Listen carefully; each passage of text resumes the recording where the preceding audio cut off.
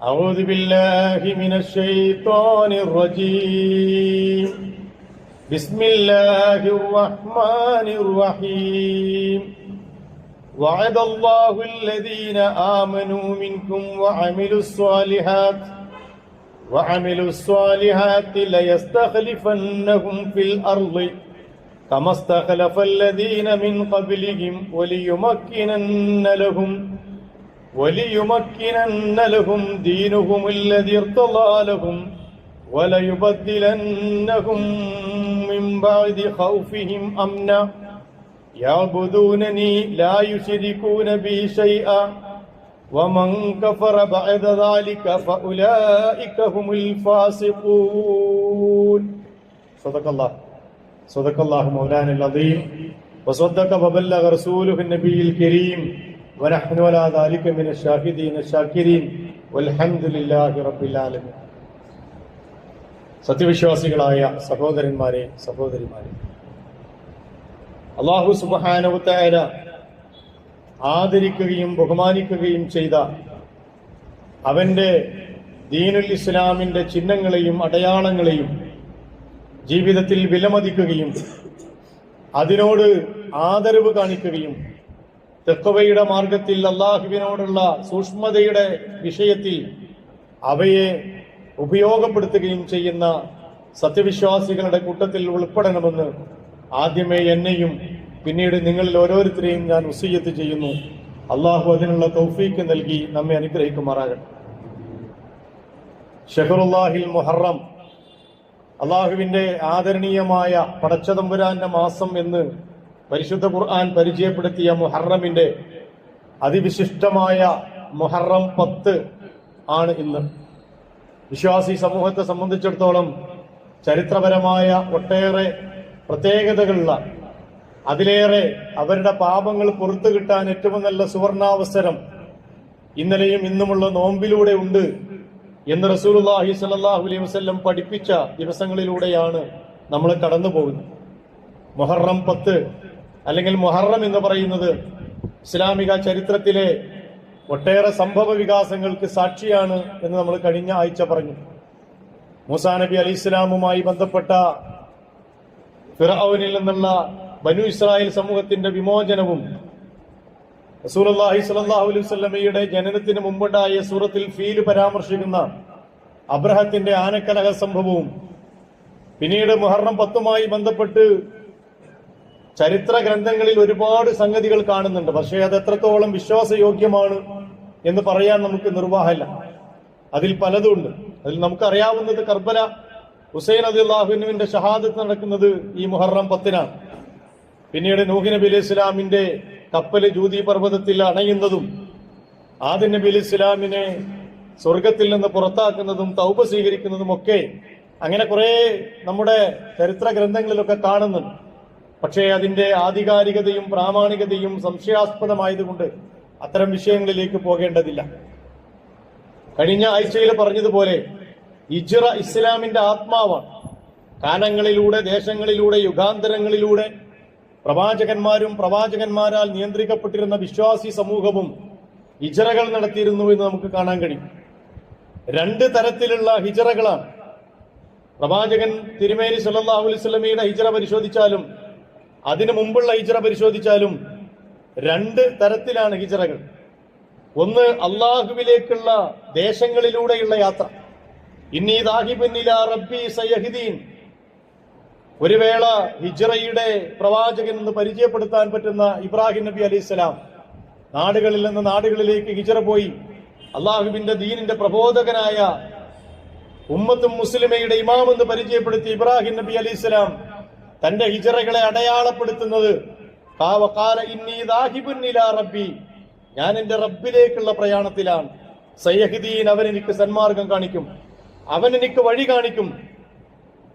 ഇബ്രാഹിം നബി അലൈഹി ഇസ്ലാമിന്റെ ഹിജ്റയെ നമുക്കറിയാം. ഇറാഖിൽ നിന്ന് ഫലസ്തീനിലേക്ക്, ഫലസ്തീനിൽ നിന്ന് ഈജിപ്തിലേക്ക്, ഈജിപ്തിൽ നിന്ന് മക്കയിലേക്ക്, അങ്ങനെ നിരന്തരമായ, മക്കയിൽ നിന്ന് വീണ്ടും ഈജിപ്തിലേക്ക്, അങ്ങനെ നിരന്തരമായ യാത്രകൾ നടത്തിയ പ്രവാചകനാണ്. അദ്ദേഹത്തിന്റെ പ്രവാചകത്വ യാത്രയുടെ അടയാളപ്പെടുത്തലുകളിൽ പരിശുദ്ധ ഖുർആൻ പറയുന്നത് ഇന്നി ദാഹിബുൻ ഇലാ റബ്ബി, എന്റെ റബ്ബിലേക്കുള്ള പലായനമാണ് ഞാൻ നടത്തുന്നത്. മൂസാ നബി അലൈഹി ഇസ്ലാമിന്റെ ഹിജ്റയിലും നമുക്കത് കാണാൻ കഴിയും. അതുപോലെ തന്നെ അന്ത്യപ്രവാചകനായ മുഹമ്മദ് റസൂലുള്ളാഹി സ്വല്ലല്ലാഹു അലൈഹി വസല്ലം മക്കയിൽ നിന്ന് മദീനയിലേക്ക് നടത്തിയ ഹിജ്റയിലും വളരെ വ്യക്തമായി തന്നെ പറയുന്നുണ്ട്, ഹിജ്റത്തുൻ ഇലല്ലാഹി വറസൂലി, അള്ളാഹുവിലേക്കും അവന്റെ റസൂലിലേക്കുമുള്ള പലായനം.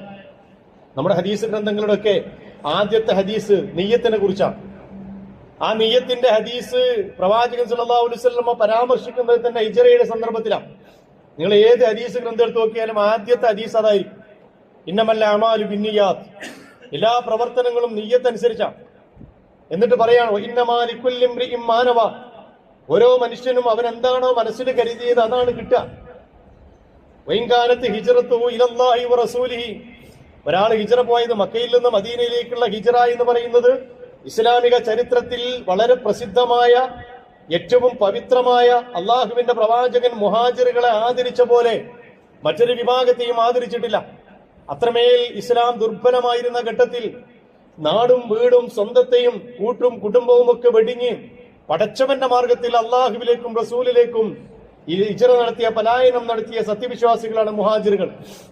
ആ മുഹാജിറുകൾക്കും ബദറിൽ പങ്കെടുത്തവർക്കും പ്രത്യേകമായ പദവിയുണ്ട് ഇഹലോകത്തും പരലോകത്തും എന്ന് അള്ളാഹിന്റെ റസൂല് പഠിപ്പിച്ചിട്ടുണ്ട്.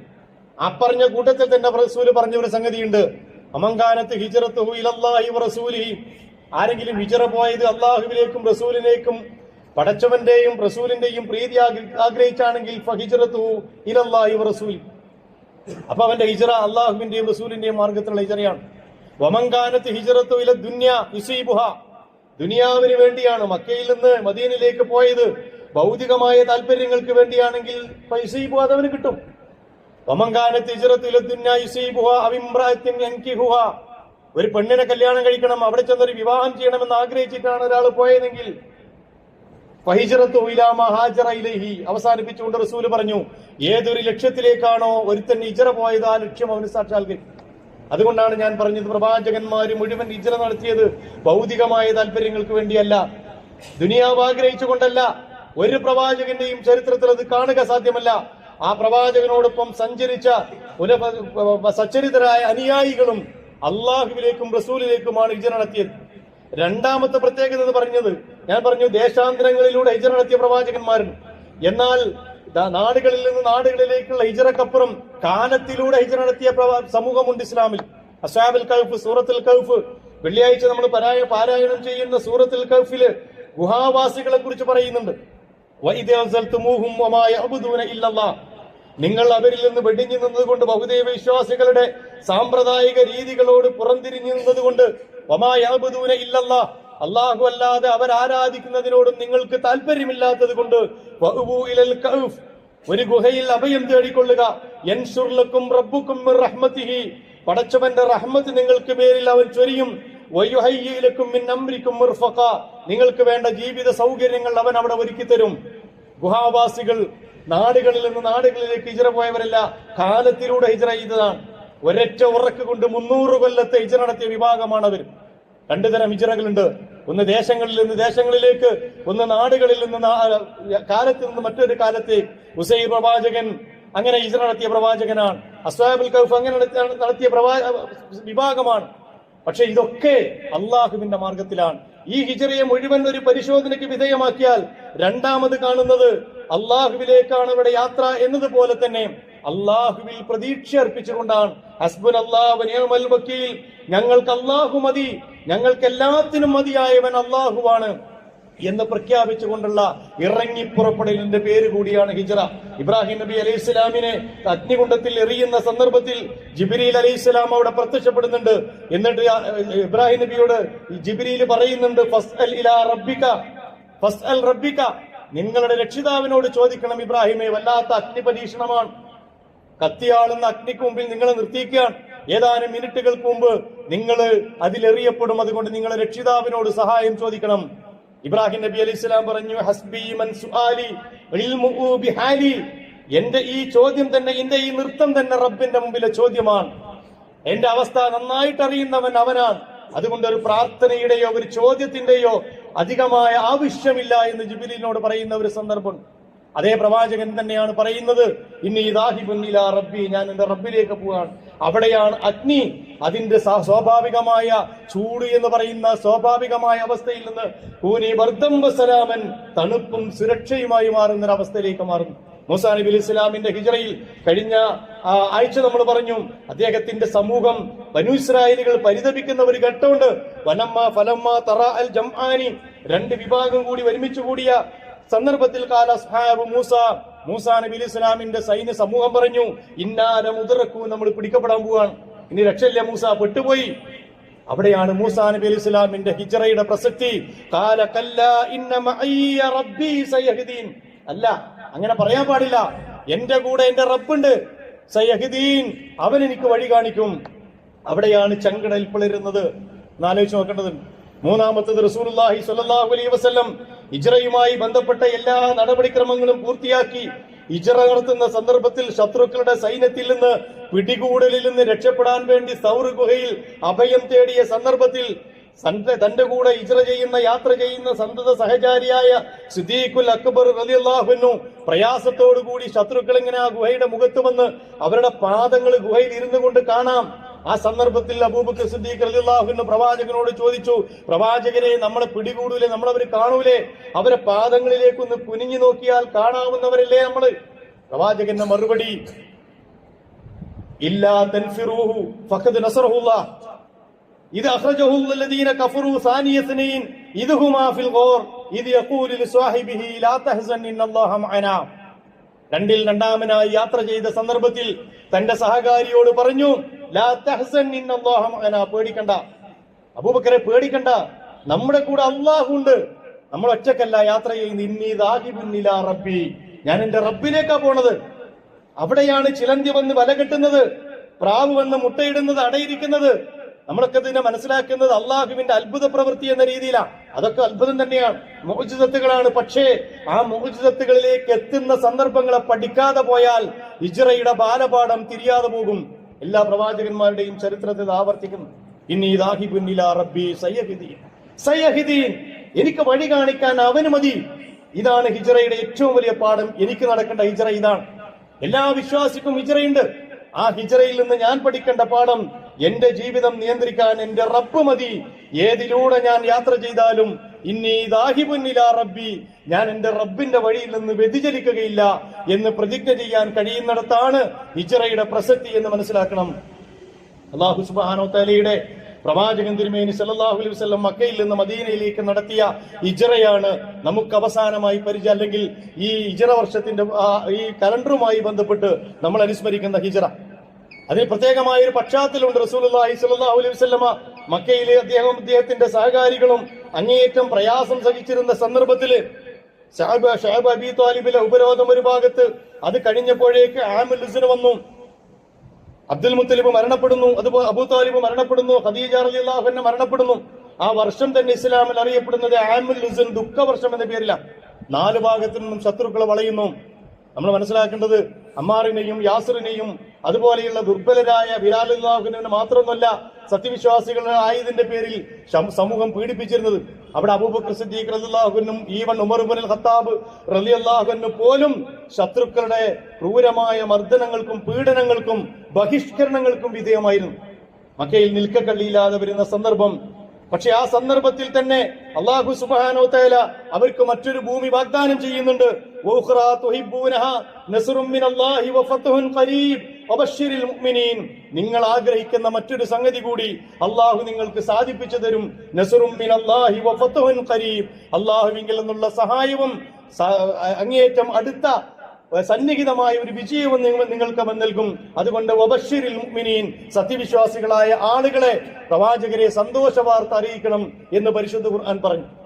ഒരു ഭാഗത്ത് ഇസ്ലാം മക്കയിലല്ല അത് സ്ഥാപിക്കപ്പെടേണ്ടത്, അത് പടർന്നു പന്തലിക്കേണ്ടത് മക്കയിലല്ല എന്ന് അള്ളാഹു തീരുമാനിച്ചു. അതോടൊപ്പം തന്നെ മക്കയിൽ നിങ്ങൾ ഇത്രമേൽ പ്രയാസങ്ങളും പ്രശ്നങ്ങളും ഒക്കെ സഹിക്കണം എന്നതും അള്ളാഹുവിന്റെ തീരുമാനമാണ്. പല സന്ദർഭത്തിലും നമുക്ക് ഇവിടുന്ന് നാട് വിട്ടുപോയിക്കൂടെ എന്ന് ചോദിക്കുന്ന സന്ദർഭത്തിൽ സ്വഹാബത്ത് വന്ന് റസൂലിനോട് ചോദിക്കുമ്പോ, ഞങ്ങൾക്ക് വേണ്ടി റസൂലെ നിങ്ങൾ പ്രാർത്ഥിക്കുന്നില്ലേ? ഖബ്ബാബ് റളിയല്ലാഹു അൻഹു വന്നിട്ട് റസൂലിനോട് ചോദിക്കുന്നുണ്ട്, അലാ തൻതസിറൂൻ, ഞങ്ങൾക്ക് വേണ്ടി നിങ്ങൾ അള്ളാഹുവിനോട് സഹായം ചോദിക്കുന്നില്ലേ? റസൂലിന്റെ മറുപടി എന്താ? നിങ്ങൾ ക്ഷമിക്കണം, നിങ്ങൾ ക്ഷമിക്കണം. അല്ലാഹ് ഇതിനേക്കാൾ പ്രയാസങ്ങൾ സഹിച്ച സമൂഹങ്ങൾ കടന്നുപോയിട്ടുണ്ട്. ഈർച്ചവാള് കൊണ്ട് സ്വന്തം ശരീരം, പച്ചയായ മനുഷ്യന്റെ ശരീരം ഈർച്ചവാള് കൊണ്ട് തല മുതൽ പാദം വരെ അറുത്ത് മാറ്റി വിശ്വാസത്തിന്റെ മേലിൽ കൊല ചെയ്യപ്പെട്ട ആളുകൾ നിങ്ങൾക്ക് മുമ്പ് കടന്നുപോയിട്ടുണ്ട്. കിടങ്ങുകളിൽ ജീവനോടെ കുഴിച്ചു മൂടപ്പെട്ടിട്ടുണ്ട്. നിങ്ങൾ ധൃതി കാണിക്കാൻ പാടില്ല. വല്ലന്തും തസ്താജിലൂൻ, നിങ്ങൾ ധൃതി കാണിക്കാൻ. ആരോടായി പറയുന്നത്?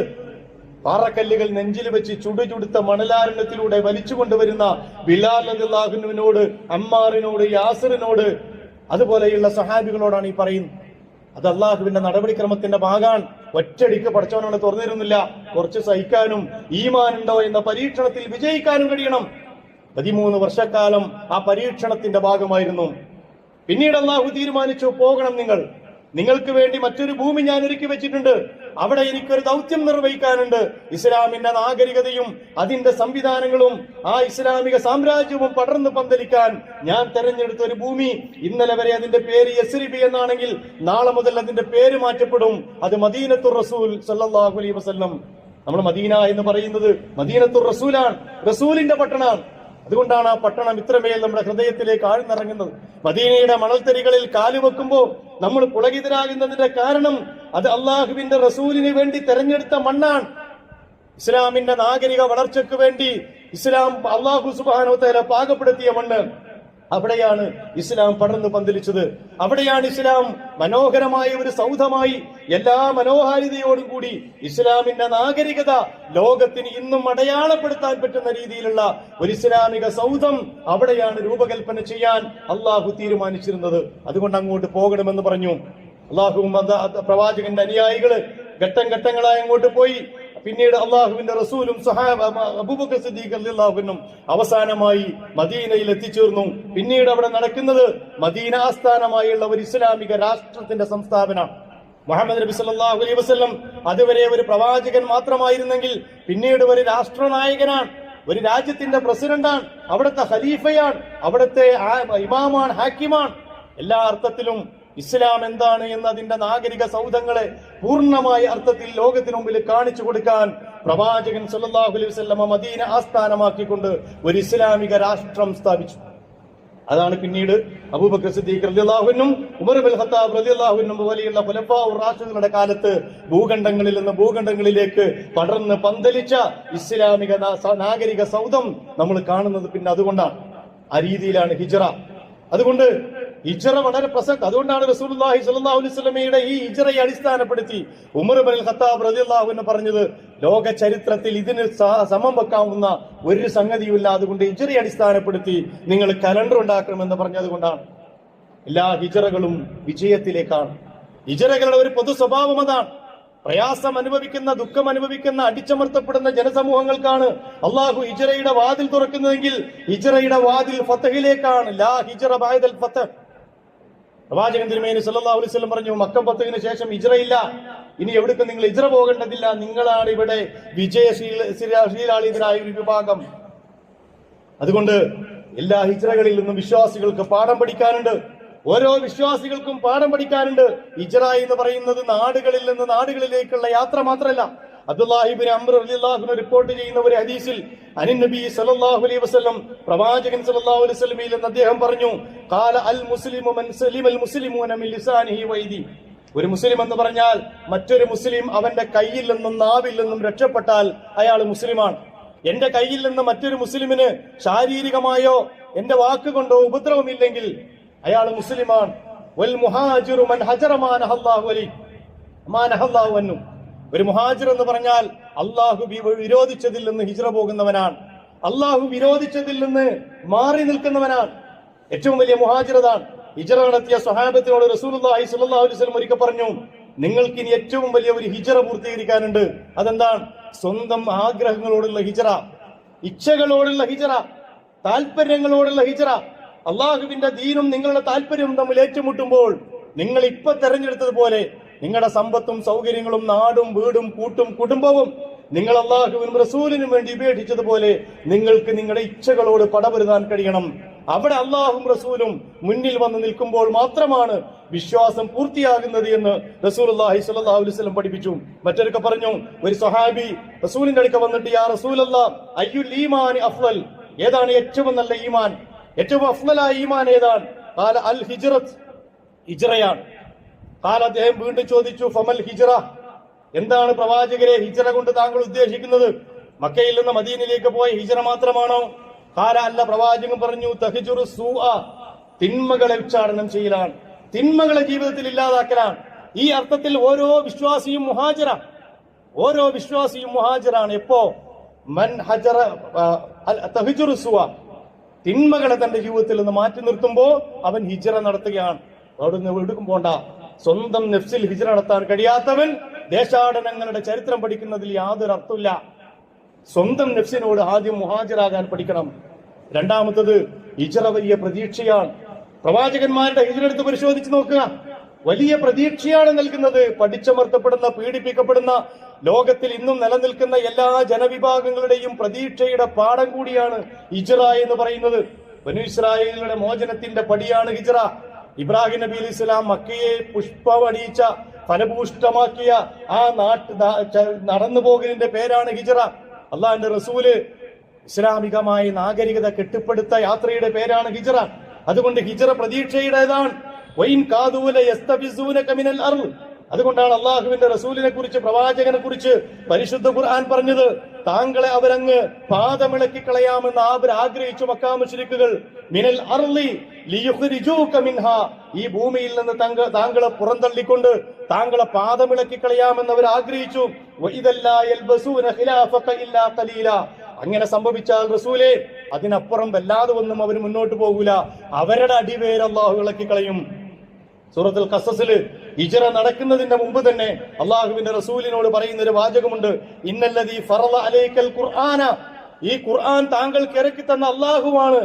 ലറാദ്ദൂക ഇലാ മആദിൻ, താങ്കളുടെ പരിണിതി സ്ഥലത്തേക്ക് തന്നെ, എവിടെ നിന്നാണോ താങ്കൾ പുറപ്പെട്ടത് അവിടേക്ക് തന്നെ താങ്കളെ തിരിച്ചു കൊണ്ടുവരും. ഖുൽ റബ്ബി അഅലമു മൻ ജാഅ ബിൽ ഹുദാ, പ്രവാചകരെ പറയണം, എന്റെ റബ്ബിനറിയാം ഹിദായത്ത് കിട്ടുന്ന വിഭാഗം ആരാണെന്ന്. വമൻ ഹുവ ഫീ ളലാലിൻ മുബീൻ, തികഞ്ഞ വഴികേടിലുള്ളത് ആരാണ് എന്നും റബ്ബിനറിയാമെന്ന് പ്രഖ്യാപിക്കണം പ്രവാചകരെ. അതുകൊണ്ട് ഹിജ്റ പ്രതീക്ഷയാണ്, ഹിജ്റ ഗുണപാഠമാണ്. പക്ഷെ അതാ ഗുണപാഠങ്ങളിലേക്ക് വിശ്വാസി സമൂഹത്തിന് എത്താൻ കഴിയണം. എന്താണ് മുഹാജിറുകൾ എന്ന് പഠിക്കണം, എന്താണ് അൻസാറുകൾ എന്ന് പഠിക്കണം. ഹിജ്റയിലേക്ക് എടുത്തു എറിയപ്പെട്ട ഒരു വിഭാഗത്തിന്റെ ഈമാനിന്റെ പരുവം നമ്മൾ അറിയണം.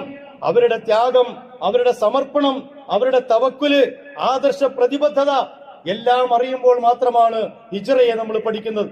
ലിൽ ഫുഖറാഇൽ മുഹാജിരീന അല്ലദീന ഉഖ്രിജൂ മിൻ ദിയാരിഹിം വഅംവാലിഹിം, മിസ്കീന്മാരായ, ഫുഖറാക്കളായ, ദരിദ്രരായ മുഹാജിറുകൾ, അല്ലദീന ഉഖ്രിജൂ മിൻ ദിയാരിഹിം വഅംവാലിഹിം, അവരുടെ വീടുകളിൽ നിന്നും സമ്പത്തുകളിൽ നിന്നും അവർ പുറത്താക്കപ്പെട്ടു. യബ്തഗൂന ഫദ്ലൻ മിനല്ലാഹി വരിളവാന, അല്ലാഹുവിന്റെ പ്രീതിയും പടച്ചതമ്പുരാന്റെ ഫദ്ലും ആഗ്രഹിച്ചുകൊണ്ട്, വയൻസുറൂന അല്ലാഹ വറസൂലു, അല്ലാഹുവിനെയും റസൂലിനെയും സഹായിക്കാൻ വേണ്ടി അവരിറങ്ങി പുറപ്പെട്ടു എന്ന്. ഉലൈക ഹുമുസ് സ്വാദിഖൂൻ, അവരാണ് സത്യവാന്മാർ എന്ന് ഖുർആൻ പഠിപ്പിക്കുന്നു. സബ്റും തവക്കുലും ഹിജ്റയുടെ മുഹാജിറിന്റെ ജീവവായുവാണ്. രണ്ട് ഗുണങ്ങളുള്ളവരാണ്, ഏറ്റവും വലിയ രണ്ട് ഗുണങ്ങളുള്ളവരാണ് മുഹാജിറുകൾ. അതിലൊന്ന് തവക്കുലാണ്. ഞാൻ നേരത്തെ പറഞ്ഞില്ലേ, പ്രവാചകന്മാര് മുഴുവൻ റബ്ബിൽ തവക്കുൽ ചെയ്തുകൊണ്ടാണ്. ഹസ്ബി അല്ലാഹു വനിഅമൽ വക്കീൽ, അതേ മനസ്സോട് കൂടിയാണ് സ്വഹാബത്തും പോയത്. അതുകൊണ്ട് എത്ര പ്രാവശ്യമാണ് അവരെ ഖുർആൻ പറഞ്ഞു വെക്കുന്നത്. പറഞ്ഞിട്ടും തീരാത്ത പെരുമയുള്ള ഒരു വിഭാഗമാക്കി മുഹാജിറുകളെ പരിശുദ്ധ ഖുർആൻ നമ്മുടെ മുമ്പിൽ അവതരിപ്പിക്കുന്നതിന്റെ കാരണം എന്താണെന്നറിയോ? അവരുടെ മനസ്സുകളുടെ ഈമാനിന്റെയും തവക്കുലിന്റെയും സമർപ്പണത്തിന്റെയും തോരാത്ത കഥകൾ കൊണ്ടാണ്. അത് പറഞ്ഞു തീരാൻ ഇന്നും കഴിഞ്ഞിട്ടില്ല ചരിത്രത്തിന്. അൻസാറുകളെ കുറിച്ചും മുഹാജിറുകളെ കുറിച്ചും കഥ പറഞ്ഞു തീർന്നിട്ടില്ല. ഇന്നും മദീനയുടെ തെരുവോരങ്ങൾ അത്രമേൽ ത്യാഗത്തിന്റെ കഥകളുണ്ട് ഇസ്ലാമിന് പറയാൻ. പരിശുദ്ധ ഖുർആൻ അത് പറഞ്ഞതാണ്. വല്ലദീന ഹാജറൂ ഫില്ലാഹി മിൻ ബഅദി മാ ദുലിമു, ആക്രമിക്കപ്പെട്ടതിന് ശേഷം അല്ലാഹുവിലേക്ക് ഹിജ്റ പോയ ആളുകളുണ്ടല്ലോ, ലനുബവ്വിഅന്നഹും ഫിദ്ദുനിയ ഹസന, ദുനിയാവിൽ അവർക്ക് നാം സുഹൃതമായത് ഏറ്റവും നല്ലത് നൽകും. വല അജ്റുൽ ആഖിറതി അക്ബർ, പരലോകത്ത് അവർക്ക് ഏറ്റവും മഹത്തരമായ പ്രതിഫലമുണ്ട്. ലൗ കാനൂ യഅലമൂൻ, ഞാൻ അവർക്ക് വേണ്ടി പരലോകത്ത് എന്തൊക്കെ ഒരുക്കി വെച്ചിട്ടുണ്ട് എന്ന് അവരറിഞ്ഞിരുന്നെങ്കിൽ അവർ വല്ലാതെ അത്ഭുതപ്പെടുമായിരുന്നു.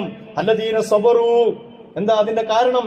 അല്ലദീന സ്വബറു, അവർ ക്ഷമിച്ചു എല്ലാ കഷ്ടങ്ങളെയും. 13 കൊല്ലം ഫസ്ബറു അഹ്ല യാസിർ, യാസിർ കുടുംബമേ ക്ഷമിക്കുക, യാസിർ കുടുംബമേ ക്ഷമിക്കുക എന്ന് തന്റെ പ്രവാചകൻ എങ്ങനെ ആവർത്തിച്ച് പറയുമ്പോഴും നെറ്റി ചുളിയാതെ, മുഖം ചുളിക്കാതെ, എന്തൊരു വർത്തമാനമാണ് റസൂലെ നിങ്ങൾ ഈ പറയുന്നത്, ഇനി എങ്ങോട്ട് സഹിക്കാനാണ്, നിങ്ങൾക്ക് പറ്റൂലെങ്കിൽ പറയും എന്നൊരു മറുവാക്ക് പറയാതെ അള്ളാഹുവിന്റെ മുമ്പിൽ സുജൂദ് ചെയ്ത ആ വിഭാഗത്തെ ഖുർആൻ പറഞ്ഞത് അല്ലദീന സ്വബറു, അവര് പാറ പോലെ ഉറച്ച് അള്ളാഹുവിന്റെ മുമ്പിൽ ക്ഷമിച്ചു നിന്നു. വഅലാ റബ്ബിഹിം യതവക്കലൂൻ, തങ്ങളുടെ രക്ഷിതാവിൽ വരമേൽപ്പിച്ചവരാണ്. അതാണ് ഞാൻ പറഞ്ഞത്, സ്വബറും തവക്കലും ഹിജ്റയുടെ ബാലപാടാണ്. അത് ഹൃദയത്തിലുള്ള ഏതൊരു സമൂഹത്തിനും നാട്ടിൽ നടക്കുന്ന ഒരു ദുരിതവും കഷ്ടപ്പാടൊന്നും അവരെ യേശൂല.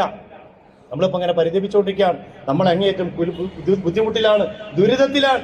ഇന്നും ലോകത്ത് സ്വബറും തവക്കലുമുള്ള സമൂഹം പലായനം നടത്തിക്കൊണ്ടിരിക്കുന്നു, ഹിജ്റ നടത്തിക്കൊണ്ടിരിക്കുന്നു, സ്വന്തം നാടുകളിൽ സമരം നടത്തിക്കൊണ്ടിരിക്കുന്നു, ശത്രുക്കളോട് പടപൊരുതിക്കൊണ്ടിരിക്കുന്നു, അള്ളാഹുവിന്റെ സഹായം ഇറങ്ങിക്കൊണ്ടിരിക്കുന്നു. മലായികത്തുകൾ ഇറങ്ങുന്നുണ്ടോ എന്നറിയാൻ വഹിയില്ലാത്തത് കൊണ്ട് നമുക്ക് കഴിയുന്നില്ല. പക്ഷേ ന്യായമായും നമ്മൾ ആഗ്രഹിക്കുന്നു ആ മലായികത്തുകളുടെ സഹായം കൊണ്ട് കൂടിയാവണം ചെറിയ ചെറിയ സംഘങ്ങൾ വലിയ വലിയ സമൂഹങ്ങളെ കീഴ്മേൽ മറിച്ച് ലോകത്തിന്റെ ചരിത്രവും ലോകത്തിന്റെ ഗതിവിഗതികളും മാറ്റിമറിച്ചു കൊണ്ടിരിക്കുന്നത് ഇന്നും നമ്മൾ അതിന് ജീവിക്കുന്ന സാക്ഷികളായിക്കൊണ്ടിരിക്കുന്നത് ഒരുപക്ഷെ ഈ പറയുന്ന അല്ലദീന സ്വബറു വഅലാ റബ്ബിഹിം യതവക്കലൂൻ എന്ന് പറയുന്ന ഈ ഗുണം സ്വബറും തവക്കലും ആ സമൂഹത്തിൽ ഉണ്ടായത് കൊണ്ടായിരിക്കണം. പീഡിതരാണ് നമ്മളെങ്കിൽ, മർദ്ദിതരാണ് നമ്മളെങ്കിൽ, ഇതര സമൂഹങ്ങളാൽ അവഗണിക്കപ്പെടുന്നു നമ്മളെങ്കിൽ, നമുക്കില്ലാതെ പോകുന്നതും ഈ 2 ഗുണങ്ങളാണ്. റബ്ബിന്റെ മാർഗത്തിൽ ക്ഷമയോടെ ഉറച്ചു നിൽക്കാനുള്ള സബറും റബ്ബിൽ തവക്കുൽ ചെയ്യാനുള്ള ഈമാനും അതുണ്ടാവണമെന്ന് പഠിപ്പിച്ചത് കൊണ്ടാണ്. അതുകൊണ്ട് എന്റെ പ്രിയപ്പെട്ട സഹോദരന്മാരെ, ഹിജ്റയെ കുറിച്ച് ഒരുപാട് പറയാനുണ്ട്. ഹിജ്റയ്ക്ക് പ്രവാചകൻ നടത്തിയ മുന്നൊരുക്കങ്ങൾ, അതുപോലെ തന്നെ അതിന്റെ ആസൂത്രണം, എന്തൊക്കെ ആസൂത്രണങ്ങളാ. പെട്ടെന്ന് ഞാൻ അള്ളാഹിന്റെ മാർഗത്തിലാണെന്ന് പറഞ്ഞ് ഒരു ഇറങ്ങിപ്പുറപ്പെടലല്ല, ഒരു വർഷത്തോളം നീണ്ട ആസൂത്രണങ്ങളുണ്ട് പ്രവാചകന്റെ മുമ്പിൽ. ഇനി അവസാനം എല്ലാവരെയും പറഞ്ഞയച്ച് അബൂബക്കർ സിദ്ദീഖ് അല്ലാഹുവിന്റെ കൂടെ ഹിജ്റ പോകുമ്പോഴും എന്തൊക്കെ ഒരുക്കങ്ങളാ. അസ്മാ റളിയല്ലാഹു അൻഹ ഭക്ഷണം കൊണ്ടുവരാൻ, ആമിർ ബിൻ ഫുഹൈറ പാല്, ആട്ടിടയനാണ് അബൂബക്കർ സിദ്ദീഖ് അല്ലാഹുവിന്റെ, ആടുകളെ മേച്ചുകൊണ്ട് വൈകുന്നേരം പാല് കൊടുക്കാൻ. അബ്ദുല്ലാഹി ബിൻ ഉറൈഖത്ത് വഴി കാണിക്കാൻ, ദൂതനാണ്, മുശ്രിക്കാണ്, പക്ഷെ വഴി കാണിക്കാൻ ഏറ്റവും നല്ലവനാണ്. എന്തൊക്കെ മനുഷ്യ സമൂഹ സാധ്യമായ ആസൂത്രണങ്ങൾ നടത്താൻ പറ്റോ അതൊക്കെ നടത്തി അവിടെ വെച്ചാണ് പറയുന്നത്, അവസാനം പറയുന്നത് ലാ തഹ്സൻ ഇന്നല്ലാഹ മഅനാ, ലാ തഹ്സൻ ഇന്നല്ലാഹ മഅനാ. ഈ വാചകം ആദ്യം റസൂൽ പറയുന്നില്ല. മക്കയിൽ നിന്ന് പുറപ്പെടുന്ന സന്ദർഭത്തിൽ അബൂബക്കർ സിദ്ദീഖ് അല്ലാഹുവിനോട് പറയുന്നില്ല, അബൂബക്കറെ നമ്മൾ വഴിമാറിപ്പോണം, രാത്രി മാത്രം സഞ്ചരിക്കണം, ആളുകൾക്ക് പിടുത്തം കൊടുക്കരുത്, ഇന്ന ആസൂത്രണങ്ങൾ ചെയ്യണം എന്നൊക്കെ പറഞ്ഞ് എല്ലാ പ്ലാനും ചെയ്തതിനു ശേഷം പിന്നെ പറയും ലാ തഹ്സൻ ഇന്നല്ലാഹ മഅനാ, പേടിക്കണ്ട അബൂബക്കറെ, അല്ലാഹ് നമ്മുടെ കൂടെ. ഇസ്ലാമിക സമൂഹത്തിന്റെ പാഠമാണത്. ഒരു സമൂഹം എന്ന നിലയ്ക്ക് നമ്മൾ ആർജിക്കാനുള്ള എല്ലാ പക്വതയും, എല്ലാ ആസൂത്രണങ്ങളും, എല്ലാ കഴിവുകളും ആർജിച്ച് ഒരു ഇസ്ലാമിക സമൂഹം എന്ന അർത്ഥത്തിലുള്ള ഈമാനും തഖ്വയും നമ്മൾ കരഗതമാക്കി കഴിഞ്ഞാൽ ബാക്കി അള്ളാഹു തുറന്നു തരുന്നതിന്റെ പേരാണ് ഹിജ്റ. അതിലൂടെ ഉണ്ടായിത്തീരുന്നതിന്റെ ഫലമാണ് ഫത്ഹ് എന്ന് മനസ്സിലാക്കേണ്ടതുണ്ട്. അള്ളാഹു സുബ്ഹാനഹു വ തആല ചരിത്രത്തെ ചരിത്രമായി, ഇസ്ലാമിക ചരിത്രത്തെ അതിന്റെ ഗുണപാഠങ്ങളോടുകൂടി ഖുർആനിന്റെ തണലിൽ നിന്നുകൊണ്ട് പഠിക്കാനുള്ള തൗഫീഖ് നൽകി അനുഗ്രഹിക്കുമാറാകട്ടെ. അഖൂലു ഖൗലി ഹാദാ അസ്തഗ്ഫിറുല്ലാഹ ലി വലക്കും വലിജമീഇൽ മുസ്ലിമീന വൽ മുഅ്മിനീൻ അജ്മഈന യാ റബ്ബൽ ആലമീൻ.